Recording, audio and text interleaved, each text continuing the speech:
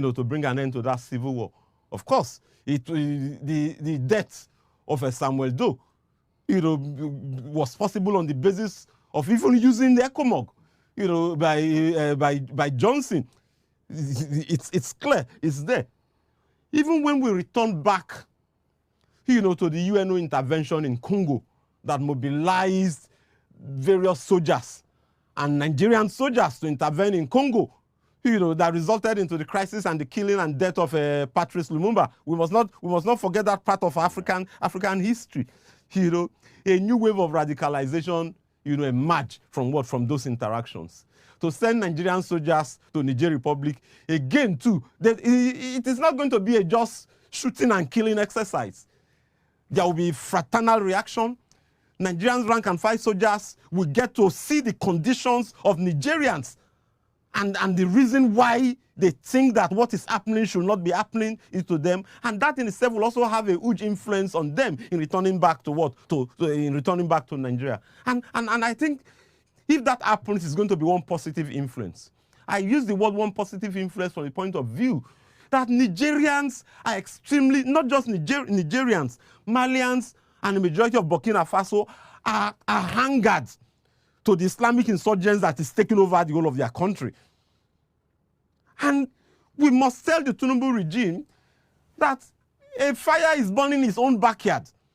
The Nigerian military needs to be repositioned. But like we also pointed out, in reposition, the Nigerian military does not resolve all of this issue, because this question of insurgency, whether Islamic fundamentalism or guerrilla insurgency in any part of the Africa continent, is first and foremost a question of the failure of the ruling class to develop the means of production. So we must identify that capitalism, the private monopoly, domination of the wealth of Africa by few Africans, serving as agents for imperialism, Western imperialism, now represented by US, Britain, France, Germany, these are the crises. But like we have also pointed out, some new imperialists are now on the block. China is on the block. Russia is seeing this ongoing conflict again as another opportunity to extend its own frontiers, role and influence in Africa. And all of these new friends of Africans are not friends of Africans. Whether you call it China or whether you call it the Wagner group, the Wagner Mercenary group. If Nigerians don't know, and this is the point we must tell all of those dancing on the street, even flying the Russian flag, calling for the Wagner group to come in. These people are cash and carry gunmen who again, are coming to West Africa on the basis of the wealth and resources in West Africa.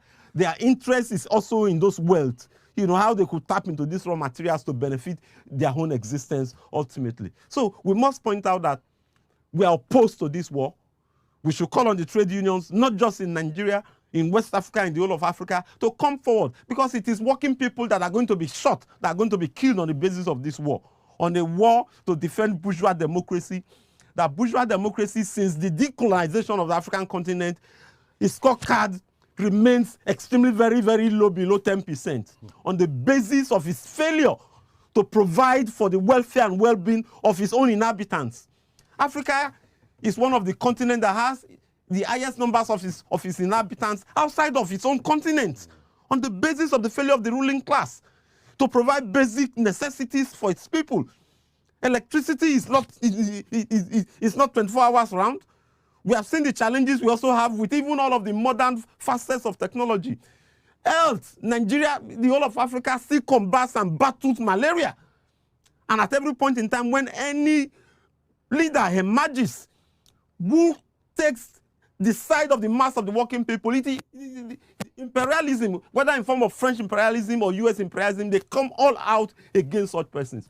One of the hangers against all of these persons in the whole of in Niger, Mali, Burkina Faso, and Guinea is that there are French troops in all of these areas.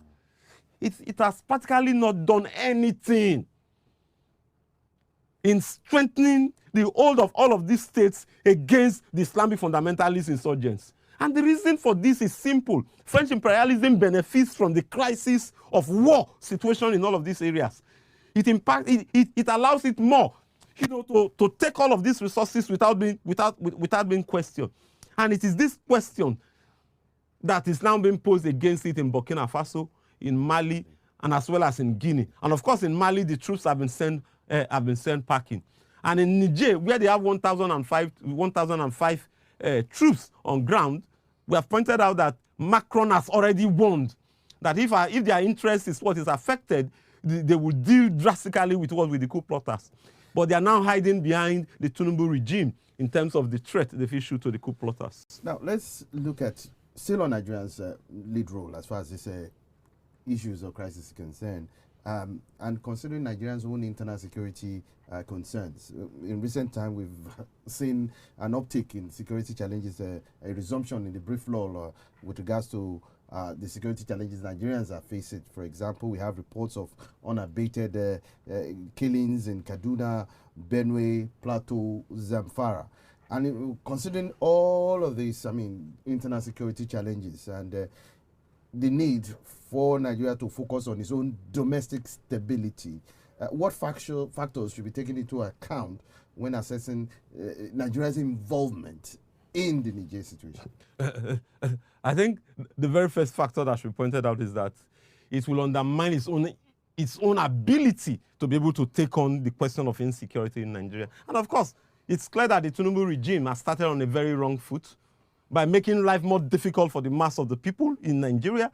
The increment, of the pump price of fuel, from less than 200 naira, first to 520, and now to 600 plus. And let's ask ourselves, what subsidy existed when the pump price of fuel was moved from 520 to what? To 670. To 600 plus. Because the subsidy has been used, as an excuse. The Tinubu regime has announced to us that 1 trillion naira has been saved. The labor leaders pointed out that no such statistics exist anywhere at the end of the day. Because as we speak, all the question of palliatives that the Tinubu regime has promised, there is no concrete thing that is on ground. The only concrete thing that they offered was an 8,000 naira. Of course, when Nigerians screamed that would be rejected, the package was withdrawn again. We are heading. This is over 70 days that this regime has been in power. We are heading to a third month. So the suffering has increased for Nigeria, and this suffering will further worsen the state of insecurity, not just in the north, in the whole of the country. We must not just run away from we must not just think that the situation is just in the north. What is the situation in the eastern part of the country? What is the situation in the Niger Delta, where we have a Dokubo Asari, on the basis of a support for Tinubu regime, wielding guns? These are non-state actors. What lesson are they telling to the major state actors, to the military and the police? If non-state actors